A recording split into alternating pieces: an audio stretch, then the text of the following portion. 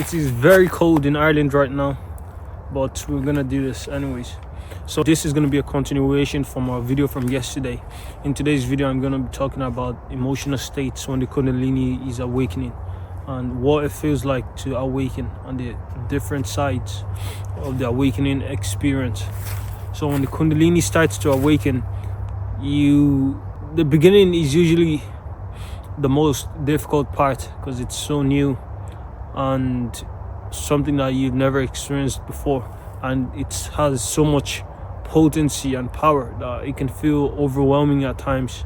If you allow the experience to integrate properly and you don't resist it and you make the right adjustment, then you can feel very blissful and you can feel a lot of consciousness and joy arising in you.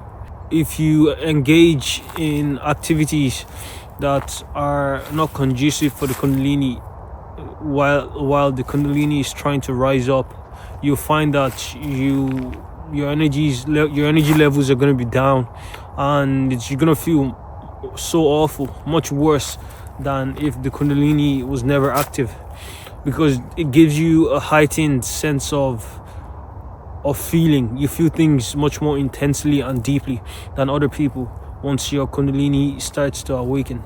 So it's very important that you take care of yourself and you remain connected to yourself and to the path, and you continue to grow. After you've done the work, the work of purifying yourself, you'll find that you just feel so much more alive, so much more peaceful, and much more vibrant. Even people that know you can see it in your eyes. When they look into your eyes, they'll feel like, wow, this guy is beaming with something. What is it on? So this is the Kundalini experience. But this happens in the later stages when you've grown and you've done all the work. Then it's the fruits of having a Kundalini awakening and connecting yourself to the divine really starts to manifest in you.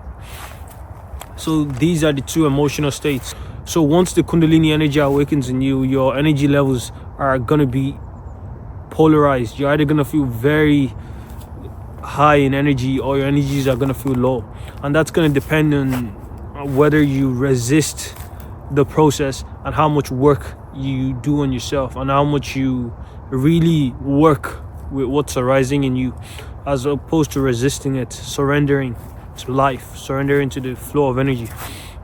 And then things are really going to open up. One of the challenges that people face with having a Kundalini awakening is a heightened sense of sensitivity to life, to everything. So when the Kundalini awakens, it wants to make you sensitive.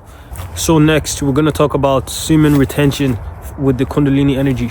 So semen retention is very powerful for building the energy up within you.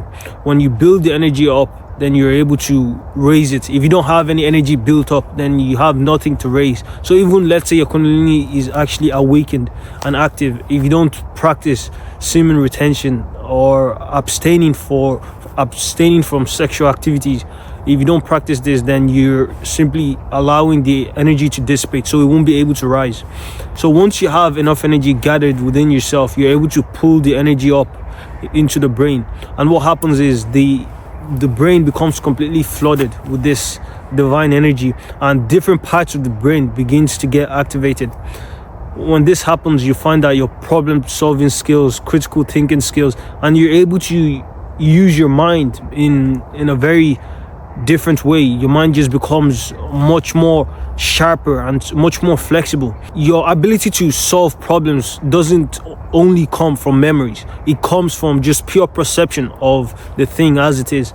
Because your consciousness is so high, you can perceive things from a different dimension, and that gives you a different level of creative problem solving, and you're able to solve problems very creatively. So one of the things that you notice when you're experiencing a Kundalini awakening is a heightened sensitivity to life and to everything. This sensitivity on the one hand can be very positive, and on the other hand can also be a challenge or a problem for a lot of people. like especially sensory sensitivity. Your senses become much more sensitive than usual. You feel light a lot more, you feel sound and smell a lot more.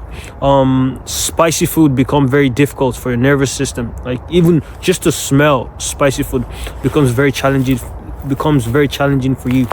It also becomes challenging to just eat any kind of food. Like you can't just eat anything. Like some things that you used to eat before, maybe some junk food that you used to eat before, now it's your body does not allow it, so you become very sensitive. Your body becomes sensitive, and emotionally as well you become very sensitive, so you're able to feel things much deeper, and your bandwidth or your range of emotions that you can feel is much more, and they go very deep with the kind of emotions that you can feel. So this can mean you can feel hurt much more deeply than most people, but it also means that you can feel a lot more bliss and joy than most people, because this sensitivity raises the pitch or intensity of life for you, so you experience things much more deeply.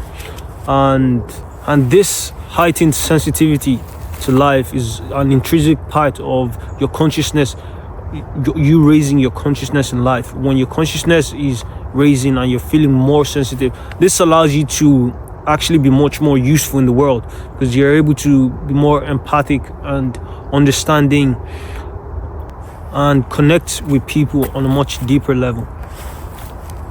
Psychologically, when you experience a Kundalini awakening, you might feel much more isolated or lonely, or an inability to relate with people as you usually relate with them.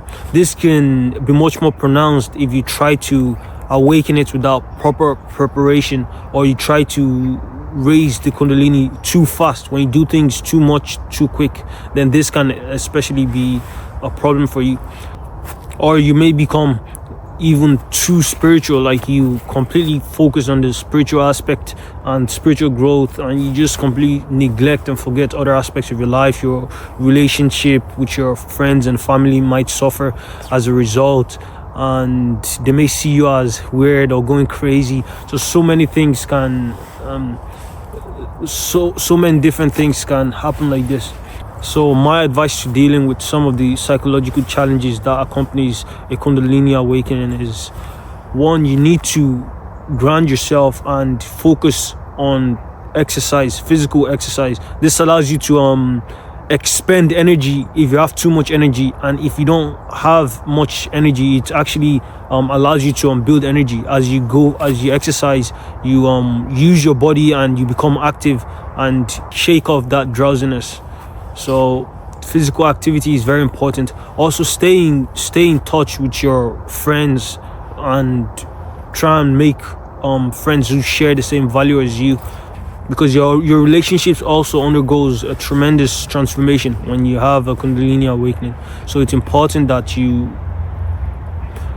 instead of allowing all your relationships to just fall away, because a lot of them will, because it's going to be very hard for you to relate with people that you usually relate with in the past.